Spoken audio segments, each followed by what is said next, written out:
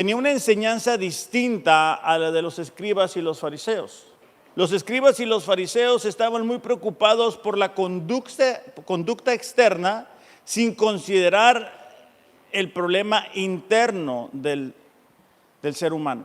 Ellos creían que eran justos delante de Dios porque hacían los rituales, hacían exteriormente las cosas, pero no se preocupaban por lo que estaba sucediendo adentro de ellos, es decir, las motivaciones. El día de hoy es frecuente escuchar a personas decir: yo soy una buena persona, yo no soy malo, yo no mato a nadie, yo soy bueno. Esa expresión, aunque es muy común, no es bíblica.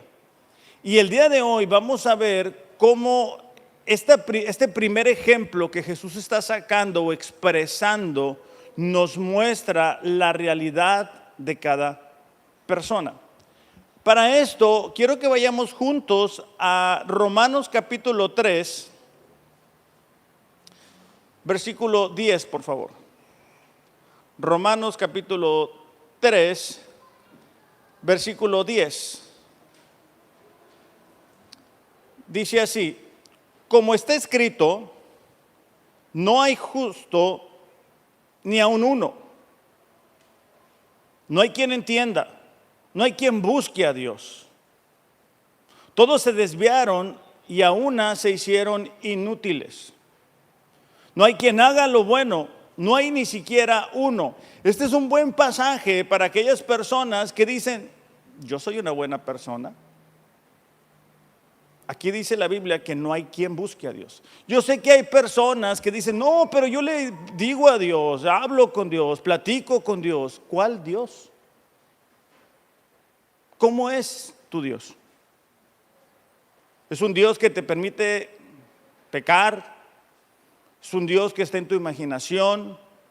¿Es un Dios que es una especie de Santo Claus, verdad? Que nos da lo que queremos, pero no nos pide nada. ¿De dónde sacamos esa idea de Dios? Bueno, de la mente humana. Cada quien hace un Dios a su semejanza. Dice: no hay quien haga lo bueno, no hay ni siquiera uno. Sepulcro abierto es su garganta, con su lengua engañan. Veneno de áspides hay debajo de sus labios. Su boca está llena de maldición y de amargura. Sus pies se apresuran para derramar sangre. Quebranto y desventura hay en sus caminos. Y no conocieron camino de paz. Fíjate el siguiente versículo. No hay temor de Dios delante de sus ojos. Esa es una característica de una persona que realmente no conoce a Dios. Puede creer que le conoce, puede haber ido a una iglesia, pero no conoce a Dios. Cuando tú no tienes temor de Dios, cuando tú no tienes respeto hacia Dios, significa que no lo conoces. Y tú te das cuenta con tu conducta. Cuando tú haces algo, ¿qué es lo que más te importa? Lo que Dios piensa, lo que tú quieres, lo que necesitas, tus emociones. Entonces, este pasaje nos ayuda a aclarar la gran diferencia que hay entre la enseñanza de los fariseos y de los escribas, que únicamente se enfoca en lo externo, en los rituales, en lo que hacen. Pero Jesús se dedica a mostrar el interior. Y en esta mañana se va a enfocar a mostrarnos cuán diferente es la perspectiva del ser humano acerca de la ira. Aún más acerca del asesinato en comparación de cómo nosotros lo podemos ver. Ahora, es una realidad que si no existe en el corazón, no existe realmente. O sea, muchos podemos decir: no, pues es que yo hago esto, yo hago lo otro, pero ¿cuáles son las motivaciones para hacerlo? Fíjate qué importancia le da la Escritura al corazón. Primera de Crónicas 28:9, David le está dando un consejo a su hijo Salomón. Primera de Crónicas capítulo 28 versículo 9 Crónicas no es Corintios, Crónicas está en el Antiguo Testamento. Sí, para que no nos estemos confundiendo ahí. No hay ningún problema, todos estamos empezando. ¿Okay? Dice Salomón, hijo mío, reconoce al Dios de tu padre y sírvele con un corazón perfecto. Sírvele es adóralo con un corazón perfecto y con ánimo voluntario, porque Jehová escudriña los corazones de todos. La palabra escudriñar es revisar, es sondear. O sea, los pensamientos que nosotros tenemos y que a lo mejor nadie más conoce, pues Dios los conoce. Entonces David le está diciendo, hey, no te preocupes únicamente por lo externo, no te preocupes por la conducta únicamente, preocúpate por tu corazón. Dice, escudriña los corazones de todos y entiende todo intento de los pensamientos. Entonces a lo mejor a la gente a nuestro alrededor le podemos parecer súper espirituales, pero Dios sabe lo que tú estás pensando ahorita. Si tú estás pensando, ¿qué voy a comer? Ay, ¿para qué vine? Dios lo conoce. Dios sabe lo que tú estás pensando. Primera de Reyes 8:39. Ahora Salomón ora cuando está dedicando el templo a Dios. Y dice, mira, posiblemente nosotros nos alejemos de ti. Posiblemente seamos desobedientes. Pero te pido que cuando oremos a ti, tú nos puedas escuchar. Primera de Reyes 8:39 dice, tú oirás en los cielos, en el lugar de tu morada, y perdonarás y actuarás, y darás a cada uno conforme a sus caminos. Fíjate la siguiente parte, cuyo corazón tú conoces. Porque solo tú conoces el corazón de todos los hijos de los hombres. Solamente Él. Entonces, Jesús está yendo a la raíz del problema. La raíz del problema es el corazón. Proverbios 16:2 dice esto: todos los caminos del hombre son limpios según su propia opinión. O sea, cada uno de nosotros dice, qué bien estoy. Excelente. Pero dice ahí, pero Jehová pesa los espíritus. O sea, lo que tú y yo podamos pensar de nosotros mismos no tiene comparación con lo que Dios sabe de nosotros. Nosotros nos preocupamos por impresionar a la gente, ¿verdad? Nosotros nos preocupamos por mostrar en la iglesia que somos un matrimonio cristiano. Nos acabamos de dar un round en el carro, pero aquí llegamos con una sonrisa, jalones y estirones, pero llegamos, ya estamos aquí. Pero Dios dice, yo veo su corazón. Lo que las demás personas no saben, Dios lo sabe de nosotros. De hecho, un pasaje muy conocido, Proverbios 4:23, va a estar más o menos a la mitad de sus Biblias. Proverbios 4:23. Acuérdense de traer sus Biblias, El celular es hacer trampa.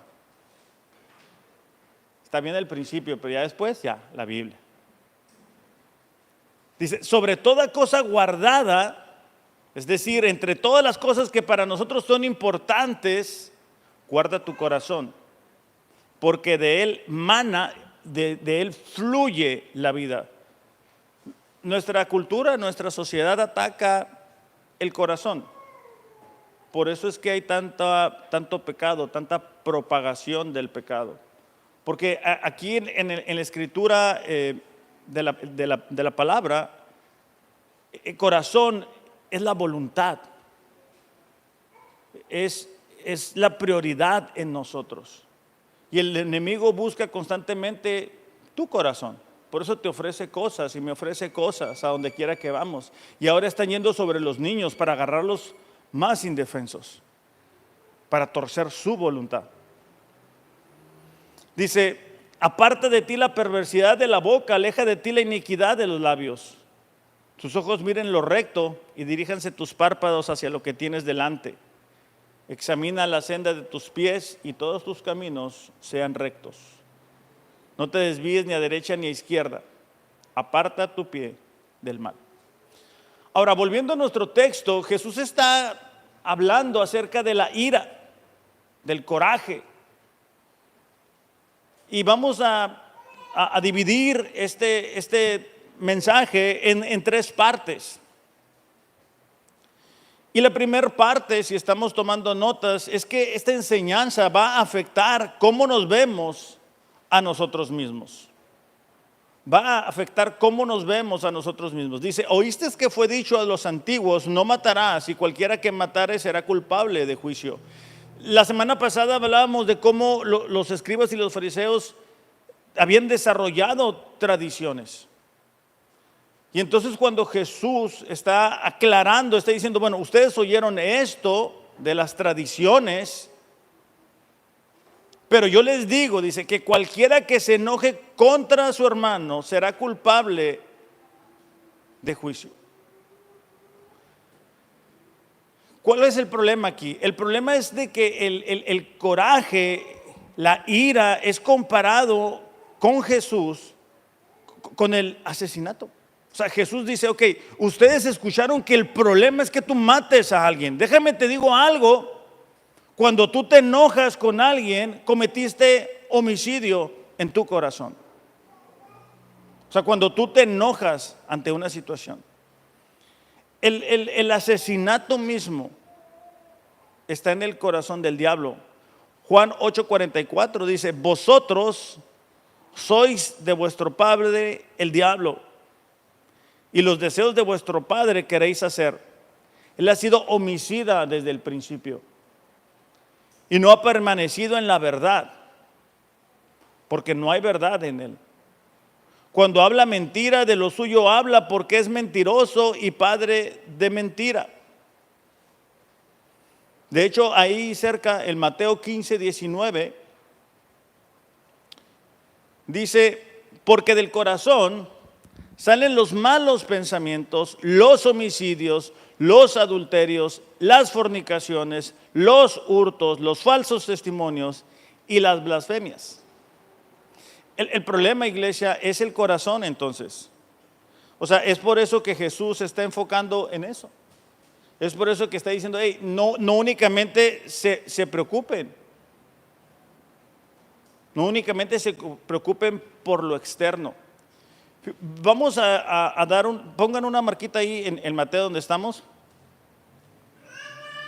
Y vamos a ir a Génesis capítulo 4, versículo 6, donde se registra un asesinato en el inicio de la creación. ¿Alguien ha escuchado la historia de Caín y Abel, verdad? Dos hermanos. Y en el versículo 6 está concluyendo la historia, porque versículos antes, tanto Caín y Abel han llevado una ofrenda. Fíjate en el versículo 6 cómo le habla Dios a Caín. Dice, ¿por qué estás tan enojado?, preguntó el Señor a Caín. ¿Por qué te ves descaído? Serás aceptado si haces lo correcto, pero si te niegas a hacer lo correcto, entonces ten cuidado. El pecado, dice, está a la puerta al acecho y ansioso por controlarte, pero tú debes dominarlo y ser su amo. Dios le estaba diciendo, hey, veo lo que hay en tu corazón. Y en lo que hay en tu corazón es pecado y está queriendo dominarte. Imagino que todos sabemos la historia, pero para los que no saben, pues Caín mata a Abel por el coraje que había en su corazón. Entonces, volviendo a nuestra historia, nos damos cuenta que el asesinato se origina en el corazón, no en las manos. O sea, En el corazón es que están esos pensamientos que muchas veces encuentran una expresión, como vamos a ver más adelante, a través de una palabra, a través de una acción. Esta palabra enoje es la palabra orgizo. Tiene que ver con un enojo que es como un enojo, una molestia que hierve a fuego lento. Hay otra palabra en la escritura que es para el coraje momentáneo, pero no es el caso aquí. Es para algo que hierve a fuego lento, que se va nutriendo, que no se le permite extinguirse. Hay gente que se enoja y se contenta rápidamente, pero esta ira es algo que no se le permite acabarse. Es como cuando alguien te hace algo y tú estás pensando y pensando y pensando y platicándole a alguien y vuelves a pensar. Hay personas que tienen una cuenta de lo que le han hecho los esposos de años atrás. Y ahí está esa cuenta.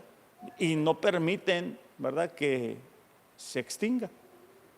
O alguien nos hirió en el pasado y no permitimos que ese sentimiento de ira se extinga, sino que lo seguimos alimentando.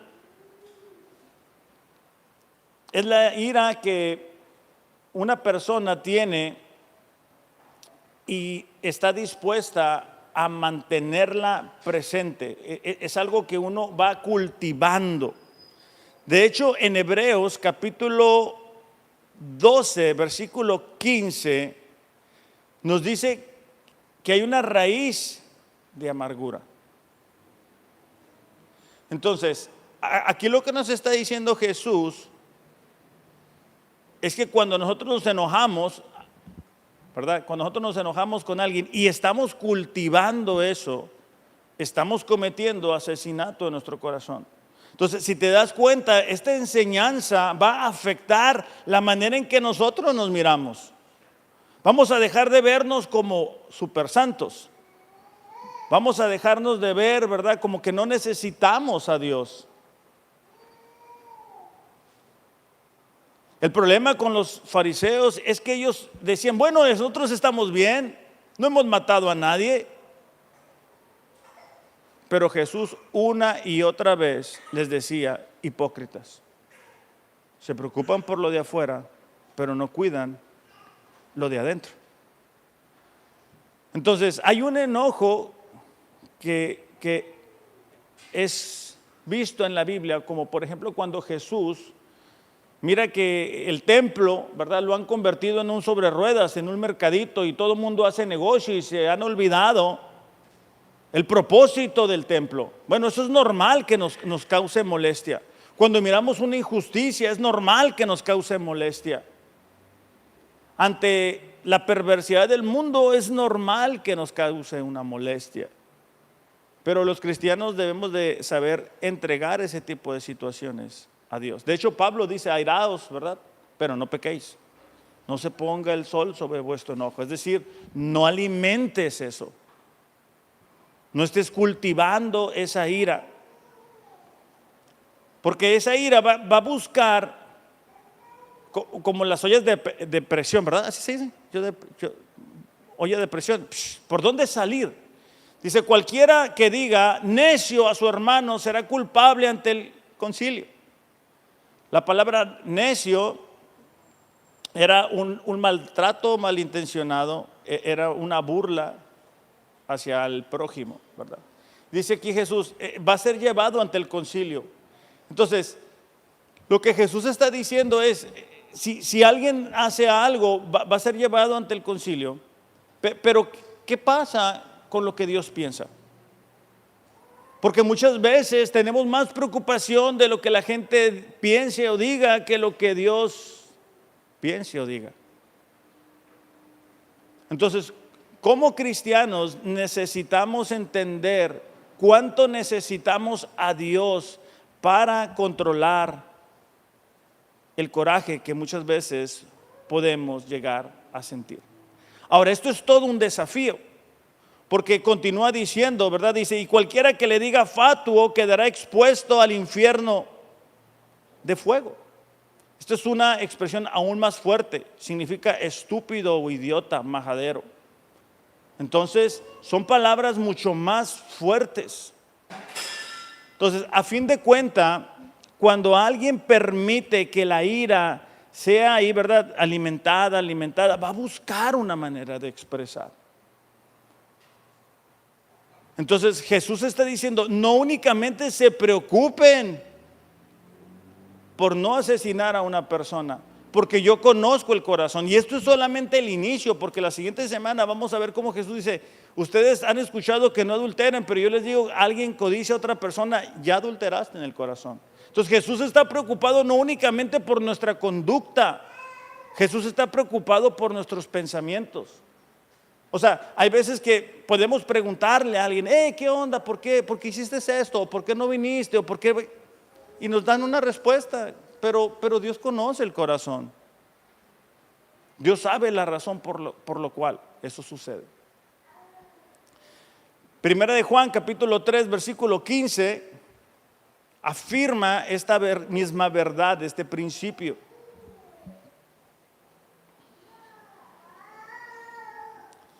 Dice, todo aquel que aborrece a su hermano es homicida. Y sabéis que ningún homicida tiene vida eterna permanente en él. Ahora, esto es más común de lo que pudiéramos llegar a pensar dentro de las iglesias cristianas. O sea, la gente muchas veces tiene coraje contra alguien y no hace algo, es decir, no asesina no por falta de ganas, sino por falta de oportunidad y de valor de hacerlo. Entonces, ¿cuál es la diferencia? O sea, ¿cuál es la diferencia entre una persona no cristiana y una persona cristiana ante la ira? Bueno, las buenas noticias para nosotros como creyentes es que tenemos la posibilidad de ser perdonados, pero también de que Dios nos va a ayudar. Cuando un cristiano siente ira y expresa una palabra fuera de lugar, el Espíritu Santo te trae convicción. La manera en que tú puedes identificar si una persona es cristiana es la manera en que se expresa. Oye, si dice mentiras, se ofende y no siente nada, pues es que no tiene el Espíritu Santo habitando en él o en ella. Esa es la buena noticia. Nosotros sentimos una convicción de pecado. Esa es la gran diferencia. Entonces Jesús por eso dice, ten cuidado con el corazón. De hecho, en Santiago capítulo 3, versículo 6, hablando un poquito acerca de la batalla, dice en Santiago capítulo 3, versículo 6, dice, y la lengua es un fuego, un mundo de maldad. La lengua está puesta entre nuestros miembros y contamina todo el cuerpo e inflama la rueda de la creación y ella misma es inflamada por el infierno. Porque toda naturaleza de bestias y de aves y serpientes y de seres del mar se doma y ha sido domada por la naturaleza humana. Pero ningún hombre puede domar la lengua. ¿Tú no puedes domarlo? Es un mal que no puede ser refrenado, dice, y lleva veneno mortal. Entonces, aquí el punto es que nosotros nos podamos ver de una manera diferente de como lo hemos hecho. O sea, a lo mejor decimos, no, estamos bien. Sí le grito a mi esposa, sí le grito a mi esposo, sí le grito a mi vecino, sí le grito a todo el mundo y nadie me puede decir nada porque ya saben cómo soy. Hay una expresión que muchas veces se utiliza, ¿verdad? Para decir, yo puedo decir lo que quiera, porque yo soy así, yo soy sincero, soy sincera. Hay una expresión más coloquial, pero no la voy a decir. Eso está mal. Eso es falta de dominio propio. Un fruto del Espíritu Santo, es decir, de la obra de Dios en la vida de un creyente, es el dominio propio. Mientras estemos aquí en la tierra, vamos a experimentar injusticias. La diferencia otra vez es que un creyente tiene el Espíritu Santo que le ayuda, no a justificar la injusticia, no a decir, bueno, no pasa nada, no, sí pasa, estuvo mal esa acción, pero a no permitir que la ira produzca amargura en nosotros. Porque eso, tarde que temprano, es como la olla de presión, va a buscar salir, va a buscar manifestarse, expresarse. Entonces, espero que hasta este momento la manera en que nosotros nos vemos a nosotros mismos haya cambiado y no pensemos que no necesitamos a Dios. Es al contrario. Este pasaje nos debe de ayudar a reconocer cuánto le necesitamos. Porque mientras estemos aquí vamos a tener momentos en los que la ira nos va a querer ganar. Ahora, ¿cómo le hacemos? Bueno, por principio de cuenta, tienes que pedir perdón por tus pecados y recibir a Jesús en tu corazón. ¿Ok? Ese es el inicio de nuestra relación con Dios. Pero también necesitas estarte alimentando espiritualmente. O sea, estar leyendo la palabra, estar orando, estar en un tiempo de comunión con los demás hermanos en la iglesia. Eso nos permite que nuestra vida espiritual pueda ir creciendo. Pero si no leemos, no oramos, no venimos, entonces ¿cómo? ¿Verdad? O sea, ¿cómo podemos fortalecernos? Porque quizá algunos de nosotros tenemos el carácter fuerte que se le dice, ¿verdad? Entonces tú dejas de leer la Biblia y eso regresa prácticamente al día siguiente. Entonces tienes que tener cuidado. Tienes que tener cuidado y decir, ¿sabes qué, Señor? Ayúdame a buscar pasajes que hablen de la importancia de cuidar lo que decimos. Hay demasiados pasajes. Vamos a leer nada más uno. Está en Colosenses capítulo 3, versículo 8, por favor.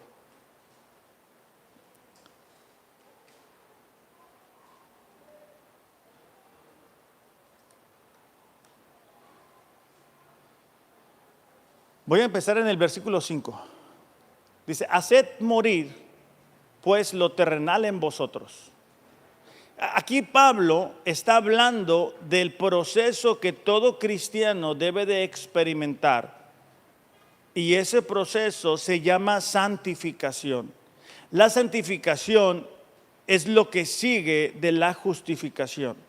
Es decir, una vez que tú pides perdón por tus pecados y recibes a Jesús como tu Señor y Salvador, lo que comienza es la santificación. No es para recibir perdón la santificación.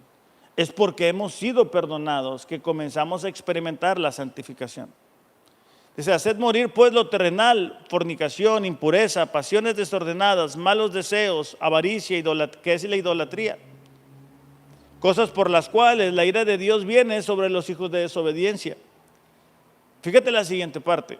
En las cuales vosotros también anduvisteis en otro tiempo, no hoy. O sea, un cristiano no debe de ser conocido el día de hoy como de mecha corta, ¿verdad? Y estar expresando eso. Dice, pero ahora dejad también vosotros todas esas cosas: ira, enojo, malicia, blasfemia, palabras deshonestas de vuestra boca. Muchas veces los matrimonios no llegan a fortalecerse porque hay ira, hay coraje. Los que una vez se juraron amor, ¿verdad?, delante de Dios, el día de hoy ni los buenos días se dan o se quieren dar los buenos días. Y entonces, tanto uno como la otra persona están alimentando ese coraje. Mira, no me hizo tortillas, mira, no me hizo desayuno, mira, no me saludó, mira, sí me saludó, mira, me gritó, mira, y estás alimentando esa ira. Sé que no sucede aquí, pero muchas veces le hablan a la mamá o a la mejor amiga, ¿qué crees que hizo? ¿Y qué estás haciendo? Alimentando ese sentimiento de ira. Sé que tampoco sucede, pero a veces algunos esposos van, ¿verdad?, con los compañeros de trabajo que no son cristianos y hablan mal de la esposa. Fíjate, no me hizo esto, fíjate, no me hizo lo otro, fíjate. Y es que están alimentando ese sentimiento de ira. Ahora, en nuestro mundo, nuestra cultura es cada vez más común eso. Cada vez tenemos películas más violentas, música más violenta. A mí me impresiona lo explícito que son las canciones de ahora, lo horrible que son, pero independientemente de eso, lo explícito que son. Y cómo veo jóvenes escuchando ese tipo de música violenta, ¿no? Que hacen y que matan y que levantan. No saben cuánto vale el kilo de frijol, ¿verdad? Pero ellos asumen que al escuchar esa música son ellos, se proyectan. Entonces, tenemos que tener cuidado con eso. Entonces, cuidado, jóvenes, con lo que te alimentas. Cuidado con lo que tú crees. Porque Jesús ve el corazón. Entonces, a lo mejor no han expresado el coraje que hay en sus corazones, pero es por falta de oportunidad o de potencial, ¿verdad?, de hacerlo. Entonces, Jesús mira nuestros corazones. Si tú ya naciste de nuevo, gloria a Dios. Si tú ya naciste de nuevo, tú puedes acercarte al trono de gracia y decirle: Señor, perdóname porque me enojé. Perdóname porque esta situación ¿cómo se dice?, me saca de mis casillas. O sea, todos los días cuando salimos a manejar, ¿verdad?, alguien se nos atraviesa, pues es normal, ¿verdad?, que digas tú: ay, Señor, te lo llevas o te lo mando, ¿verdad? Eso es normal, pero ahí queda, no alimentar y alimentar y alimentar y alimentar. Entonces, espero que el primer punto haya quedado claro y esta enseñanza de Jesús afecte o tenga un efecto en la manera en que nosotros nos miramos a nosotros mismos y no decir que santo soy, ¿verdad? Pues si te comparas con tu compadre, el borracho, pues no, compárate con Jesús para que veas en dónde estás realmente, ¿verdad? O sea, compárate con Jesús. Okay. Número 2 es el efecto sobre nuestra adoración a Dios. Dice, por tanto, si traes, dice, tu ofrenda al altar y allí te acuerdas de que tu hermano tiene algo contra ti, deja allí tu ofrenda delante del altar, anda, reconcíliate primero con tu hermano y entonces ven y presenta tu ofrenda. De aquí, muchas personas han dicho, ¿ves? No tengo que dar nada porque tengo un conflicto con alguien, entonces no voy a arreglar el conflicto para no tener que dar nada en la iglesia. Y es exactamente lo contrario. Lo que está diciendo es: ten cuidado si tú tienes un conflicto con otra persona y después quieres venir a la iglesia como que nada está pasando. O sea, y tú quieres impresionar a Dios con lo bonito que cantas. Porque a Dios no lo impresiona eso. Algunos ya saben esta historia, pero lo voy a mencionar porque creo que ilustra muy bien esto. Hace un tiempo venía con nosotros aquí a la iglesia una familia y la esposa de esa familia le dijo a un miembro de la iglesia: mira, no me saludes en la iglesia. Le hizo una grosería, o sea, le dijo una grosería, no se puede repetir obviamente. No me saludes, si me ves por un lado, tú te vas por el otro lado. ¿No? Entonces, lo curioso es que pues llegaba y levantaba las manos como si nada, ¿no? Obvio, cuando yo me enteré de esa situación, hablé con esta señora y le dije: oye, me comentan esto. No, es un malentendido, me dijo. No pasa nada. No es ningún malentendido. Yo aquí tengo los mensajes con las groserías que le estás escribiendo. Entonces le dije: mira, aquí hay dos opciones. Opción 1 es que tú reconoces tu pecado, vamos, pides perdón a esta persona y continuamos adelante. Opción 2 es: te voy a pedir que no vengas a la iglesia y te voy a pedir que revises si realmente has nacido de nuevo, porque no es normal. No, a mí pídame lo que quiera. Eso no, me dijo. Eso yo no lo voy a hacer. No la quiero ni ver. No, le digo, pues es que Entre otras preguntas, ¿verdad? Como por qué creía que era cristiana y cosas así, pero creo que no van al punto. Lo interesante es de que esa persona se fue a otra iglesia y sirve. Imagínate el corazón de esa persona. Esto es algo común en el contexto cristiano. Triste, desafortunado, vergonzoso, sí. Pero hay gente que no se da cuenta que la adoración hacia Dios está obstaculizada por los conflictos que tenemos con las otras personas. Tú no puedes adorar a Dios si tienes un conflicto con una persona. Voy a aprovechar que mi esposa está cuidando a los niños. Pero yo recuerdo que antes de venirnos a Rosarito, pues para llegar a la iglesia, nosotros llegábamos una hora antes y era un round salir de casa, ¿verdad? Y darte cuenta que vas tarde, darte cuenta que tienes responsabilidades en la iglesia y como que dices, o sea, no te importa que venimos tarde, ¿no? Y uno peleándose con los carros. Gracias por las sonrisas de los hombres. Sé que no dicen amén porque tienen miedo, pero gracias. Y entonces yo le decía, ¿sabes qué? Esto no puede ser así. Porque yo llego como león buscando a quien devorar, pues a la iglesia, y tú tan fresca y alechugada como si no pasara nada, y si pasa vamos tarde. Entonces yo no puedo hacerlo así.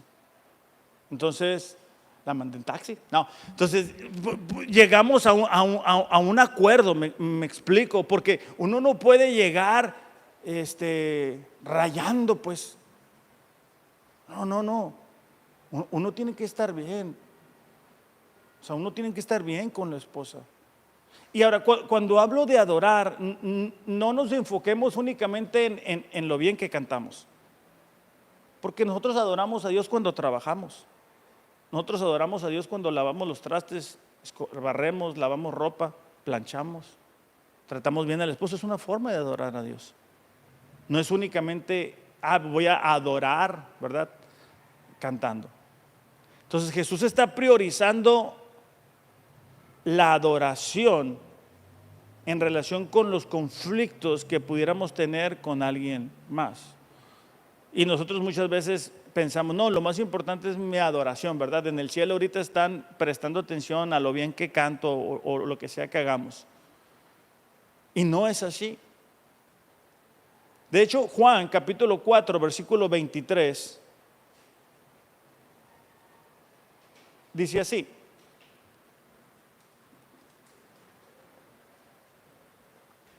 mas la hora viene, y ahora es, cuando los verdaderos adoradores adorarán al Padre en espíritu y en verdad. Espíritu es lo interno, es la realidad que hay en el corazón de una persona. Y la verdad es la escritura, es decir, tú no puedes adorar algo que tú no conoces. Por eso es que hay iglesias que piensan que adorar a Dios es tirarse a dar vueltas sin sentido, porque no conocen a Dios, no conocen la escritura. Entonces aquí lo que está diciendo es con tu corazón, que en tu corazón haya integridad. No que el domingo nos ponemos la ropa de cristiano, sino que tú vienes, ¿verdad? Como dijo el salmista, examíname, Señor. Dice, porque también el Padre tales adoradores busca que le adoren. Dios es espíritu, y los que le adoran en espíritu y en verdad es necesario que le adoren. Ahora, esto no es nada nuevo. Israel, la nación de Dios, que Dios había escogido, siempre tuvo un conflicto con eso. ¿Por qué? Porque es más fácil cuidar lo externo. Es más fácil jugar el personaje de cristiano cuando estamos delante de la gente que sentarnos y decir, hey, ¿qué está pasando? ¿Cómo estás? ¿Cómo te sientes? Yo le he dicho a los matrimonios, hey, tómense un café, aunque sea en la casa, y platiquen con su esposa, platiquen con su esposo, porque eso es como destapar la olla de presión y te va a liberar de un conflicto, porque luego ya vienen ya con un mundo de problemas y heridas que ya es muy difícil. Fíjate cómo dice Isaías capítulo 1, versículo 11.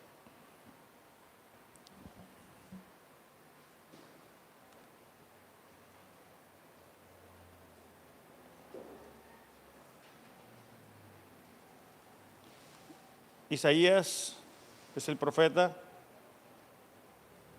Dice, ¿para qué me sirve, dice Jehová, la multitud de vuestros sacrificios? Hastiado, dice, estoy de holocaustos, de carneros, de cebo de animales gordos. No quiero sangre de bueyes, ni de ovejas, ni de machos cabríos. Fíjate, lo voy a seguir leyendo porque está muy interesante. Versículo 12. ¿Quién demanda esto de vuestras manos cuando venís a presentaros delante de mí para hollar mis atrios? Es decir, Dios diciendo, ¿quién se los pidió? Versículo 13. No me traigas más vana ofrenda. El incienso me es abominación. Luna nueva, día de reposo, el convocar asambleas, no lo puedo sufrir. Son iniquidad vuestras fiestas solemnes. El pueblo de Israel estaba muy preocupado por guardar ciertos días, por guardar ciertas fiestas. Ellos decían, con eso estamos bien. El día de hoy pudiéramos decir, bueno, con que vaya el domingo ya estoy bien, ya puedo seguir pecando los otros 7 días. Si tú empezaste en la iglesia católica como yo, eso es lo que nos enseñaban. Tú ve el domingo nada más, te confiesas y síguele para adelante. La iglesia, no debemos de ser así. Entonces Dios dice, no me traigas esto, ¿quién te lo pidió? La intención de los sacrificios es que hubiera convicción en el corazón del pecador, es que se diera cuenta, ¿sabes qué? Estoy pecando contra Dios. Versículo 16 dice, lavaos y limpiaos, quitad la iniquidad de vuestras obras delante de mis ojos y dejad de hacer lo malo. De hecho, ahí mismo en Isaías, pero en el capítulo 58, nos describe lo que es el ayuno. Para los que no saben, ¿verdad? El primer domingo de cada mes tomamos la Santa Cena y ayunamos por la iglesia, los que queremos, ¿verdad? Pero a mí me ha tocado escuchar expresiones como, estoy ayunando, ya no se me ve la panza, ¿va? Ya no. Bueno, sí se te ve la panza y no es para eso. O sea, el ayuno no es decir me voy a poner a dieta, o sea, no desde la perspectiva y la óptica espiritual. En el versículo 5 de Isaías dice, es tal el ayuno que yo escogí, que de día aflija el hombre su alma, que incline su cabeza como un junco y haga cama de silicio y de ceniza, es decir, que jueguen a estar entristecidos. Dice, llamaréis esto ayuno y día agradable de Jehová. ¿No es más bien el ayuno que yo escogí, desatar las ligaduras de impiedad, soltar las cargas de opresión y dejar libres a los quebrantados y que rompáis todo yugo? O sea, Dios está diciendo, ustedes están muy preocupados por aparentar ser espirituales, por traer la cara, estoy ayunando, no he comido. ¿Sí te fijaste? No, dice, no se trata de eso, se trata de que cambies tu manera de vivir.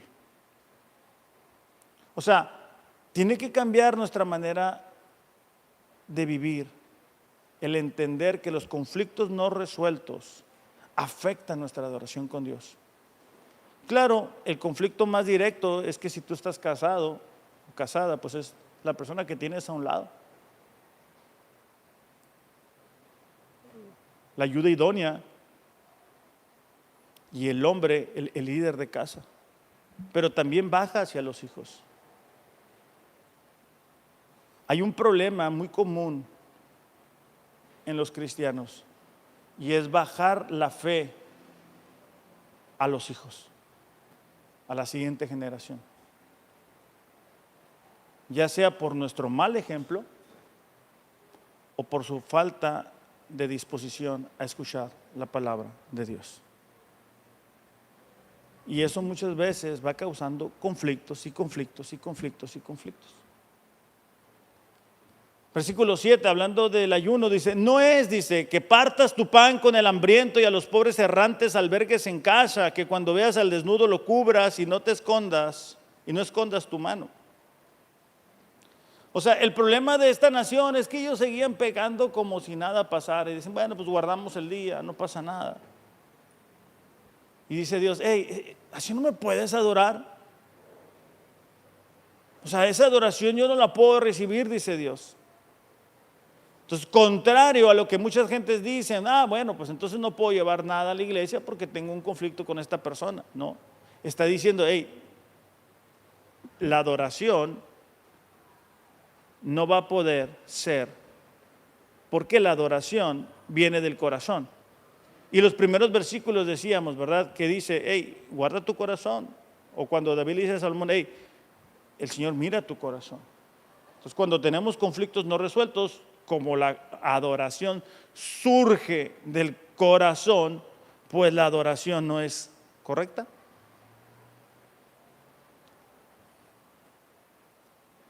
Jeremías capítulo 7 es un libro después de Isaías. Estamos en Isaías, un libro después, para que no se me pierdan. No lo quieran buscar al final. Dice Jeremías 7:9, dice, hurtando, matando, adulterando, jurando en falso e incensando a Baal, un dios falso. Y esto es importante porque nosotros podemos decir, no, pues yo no tengo ya ningún ahí ídolo en la casa, ¿verdad? Desde que me hice cristiano tiré todos los que tenía ahí en casa. Pero podemos tener otras cosas. Podemos tener el ídolo del dinero, el trabajo, la pornografía, la mentira, la fornicación. Y ahí tenemos un ídolo, ¿va? Dice, y andando tras dioses extraños que no conocisteis. Dice, vendréis y os pondréis delante de mí en esta casa sobre la cual es invocado mi nombre y diréis, librados somos para seguir haciendo todas estas abominaciones. Es decir, el pueblo de Israel siempre tuvo este conflicto. Ellos querían que Dios interviniera en sus circunstancias, en sus situaciones, que los bendijera, pero ellos no querían cambiar. El problema del cristiano de hoy es que está bien conforme, entregándole las migajas a Dios, entregándole lo que le sobra, los 5 minutos que le sobran, los 5 pesos que te sobran en la cartera. Entregándole los días, ¿verdad? Que no tienes nada que hacer, eso sí es entregarlo. Pero viene un problema, una circunstancia que nos sobrepasa y entonces sí, Diosito, ¿dónde estás? Y no debería de ser así. Cuando nosotros leemos la palabra y nos exponemos a ella, la palabra de Dios tiene el poder de cambiarnos, de transformarnos. Entonces es muy fácil darte cuenta cuando alguien está leyendo la palabra. Tú lo notas, tú ves que está cambiando. Claro, para mejor. Y lo hemos dicho muchas veces, pero si tú tienes 10 años o tú crees que tienes 10 años de cristiano y estás igual, lo más probable pues es de que sí estás igual, no has nacido de nuevo. Porque la palabra es una semilla y la semilla da fruto. Entonces, hablando de la adoración, cuando nosotros nos damos cuenta, o sea, por ejemplo, cuando leemos la primera carta de Pedro, que dice Pedro a los esposos, hey, tengan cuidado como tratas a tu esposa, para que tus oraciones no sean estorbadas, pues más claro no se puede. Nosotros como hombres, si nuestras oraciones están siendo estorbadas, pues es culpa de la esposa. No, es culpa de que no las tratamos con cuidado, no las tratamos como un vaso más frágil. Pero de repente miramos las promesas, ¿verdad? Que Dios le dice a Moisés, no, yo voy a estar contigo y voy a ir para allá y para acá. Y eso sí lo queremos. Sí, yo quiero que Dios esté conmigo. Pues sí, el problema es de que no funciona así. De hecho, en 1 Samuel 15:22, justo cuando el rey Saúl es reprendido por ofrecer una adoración incorrecta, 1 Samuel 15:22 dice, se complace Jehová tanto en los holocaustos y víctimas como en que se obedezca las palabras de Jehová. Está diciendo, ¿Qué crees tú que es más importante? ¿Los sacrificios, lo externo o la obediencia a la palabra? Dice, ciertamente el obedecer es mejor que los sacrificios. No igual, mejor. Prestar atención es mejor que la grosura de los carneros. Entonces, cuando nosotros prestamos atención, cuando nosotros obedecemos a la palabra de Dios, estamos en una mejor posición para adorar a Dios. Entonces, cuando no resolvemos los conflictos con las personas que nos rodean, tenemos problemas con nuestra adoración. A lo mejor tú no te has dado cuenta porque ya te acostumbraste a tener conflictos no resueltos y venir y el domingo y es un ritual para ti, es un sistema. Vienes, levantas las manos y ya piensas que estás bien. No es así. Eso es lo que Jesús está diciendo aquí. Eso es lo que Jesús le está diciendo a los que le están escuchando. Por eso él dice, hey, oíste que fue dicho, no mates, pero yo te digo, ten cuidado, ni siquiera traigas la ofrenda de adoración si tienes un conflicto no resuelto. El tercer punto es que va a tener un efecto en nuestras relaciones con las demás personas.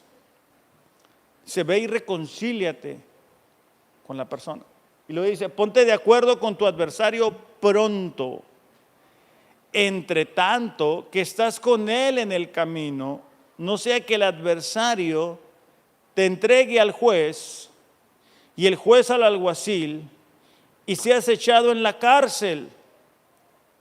De cierto te digo que no saldrás de allí hasta que pagues el último cuadrante. Este versículo la Iglesia Católica lo utiliza para decir, mira, ahí está, es el purgatorio. De ahí sales. Pero aquí no está hablando ni de la vida eterna, ni del castigo. No está hablando de eso, está hablando de los conflictos, está hablando de la ira. Y lo que está diciendo es, hay tiempo para que soluciones ese conflicto. No te esperes a que ya sea muy tarde.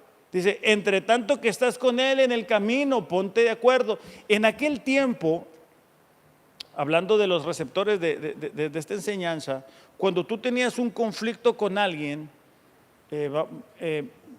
tú podías realizar lo que se le decía un arresto. Entonces lo llevabas delante del juez y presentabas la situación. Entonces, lo que Jesús está diciendo, hey, mientras van de camino, ponte de acuerdo con él. Dile, hey, ¿sabes qué? Te voy a pagar lo que te debo. Claro, hablando de nosotros y de la ira, es si tienes ira contra alguien o tú sabes que alguien tiene un conflicto contra ti, dale prioridad. Es muy triste ver cuando una persona parte y ver el quebranto y la ausencia que deja en la familia. Es terrible ver cuando esa familia o ese ser querido no era cristiano, porque sabemos a dónde van. Pero también es muy difícil ver cuando no se resolvieron los conflictos con esa persona que se fue. A veces pensamos, no, pues ya que esté más grande ahí lo voy a arreglar el asunto. No sabes si en un momento dado un accidente ya no está esa persona. Y no es únicamente eso. Vamos a leer Hebreos capítulo 12, versículo 15. Hace ratito lo leímos, pero quiero que podamos enfocarnos un poquito más ahí. Hebreos 12, 15.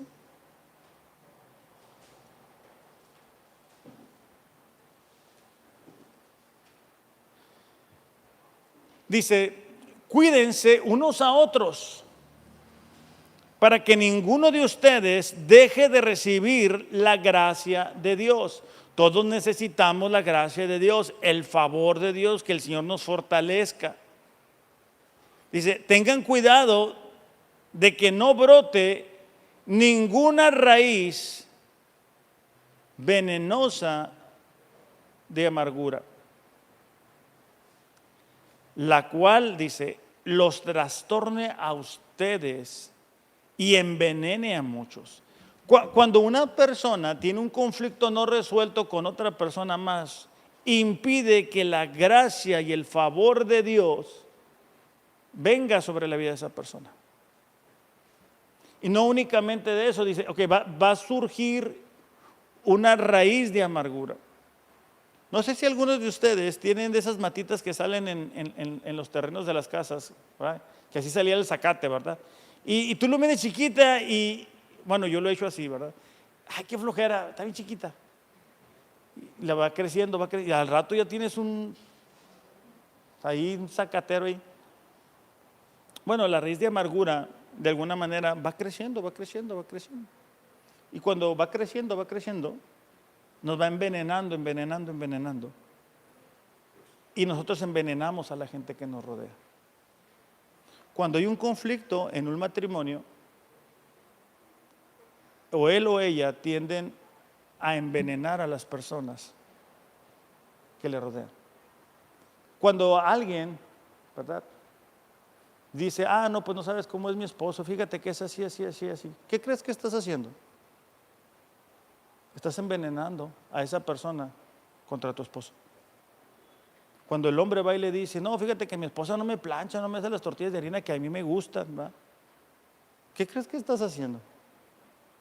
Estás envenenando a esa persona. Cuando le dicen a los hijos y le hablan mal de él o de ella, ¿qué crees que estás haciendo? Eso es peligroso, iglesia. Eso es muy peligroso. Entonces Jesús por eso está diciendo, hey, oíste que fue dicho, no asesines, pero déjame te digo algo, es mucho más que solamente el acto aislado. Porque entonces muchos nos pudiéramos justificar y decir, pues yo ni he matado a nadie, ni tengo pensado matar a nadie. Me da miedo. Pero Jesús dice, no, el problema es lo que hay en tu corazón, porque el problema que hay en tu corazón te impide ver cómo eres realmente. Tiene un efecto sobre cómo te ves, porque tú te ves muy bien, te ves como muy santo, y no es así. La ira tiene un efecto en cómo nos vemos, la ira tiene un efecto en nuestra adoración, la ira tiene un efecto en nuestras relaciones interpersonales. No podemos, ¿verdad?, fluir bien cuando tenemos ira en nuestro corazón, porque Jesús dice, has cometido asesinato en tu corazón.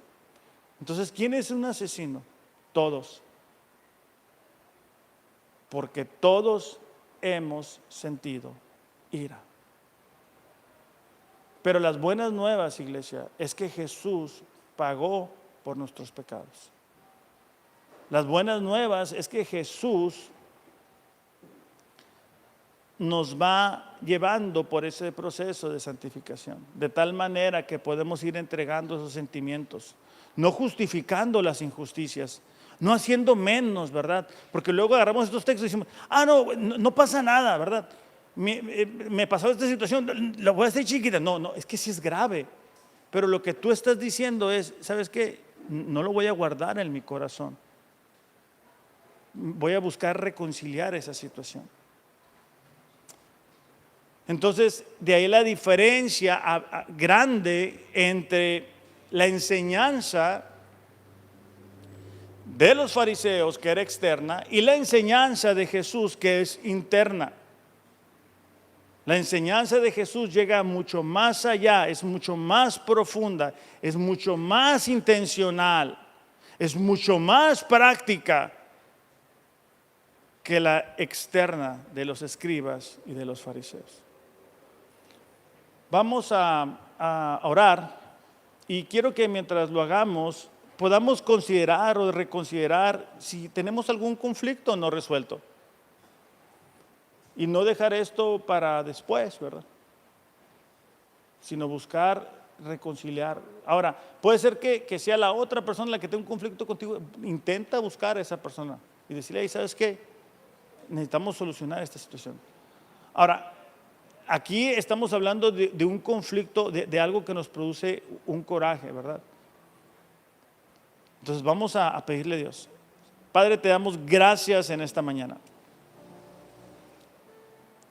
Señor, te damos gracias porque tu enseñanza llega a lo más profundo de nuestro corazón.